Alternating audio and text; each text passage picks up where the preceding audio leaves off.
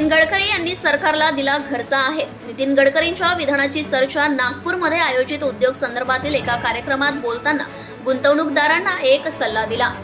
केंद्रीय मंत्री नितीन गडकरी हे त्यांच्या विकासाभिमुख प्रकल्पासाठी ओळखले जातात. त्यांचे रस्ते बांधणी व वाहतूक व्यवस्थापन प्रकल्पाचं काम देशभरात चर्चेत राहिले आहे.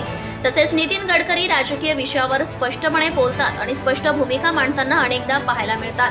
त्यामुळे त्यांच्या विधानाबद्दल अनेकदा चर्चा झाल्याच्या पाहायला मिळते.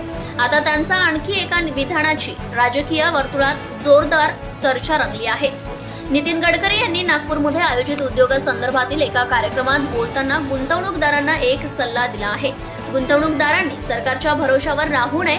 पैशाची शाश्वती नाही, कारण लाडकी बहीण योजनेलाही पैसे द्यावे लागतात, असं नितीन गडकरी यांनी म्हटलं आहे. नितीन गडकरी पुढे काय म्हणाले? माझं तर म्हणणं आहे की कोणत्याही पक्षाचं सरकार असू द्या, गुंतवणूकदारांनी सरकारला बाजूला ठेवले पाहिजे. सरकार हे विष कन्या असते, ज्याच्या बरोबर जाते त्यांना बुडवते. तुम्ही त्यांच्या भरोशावर राहू नका.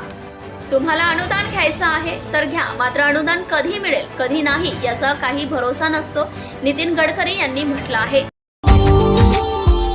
Subscribe now and press the bell icon. Never miss an update.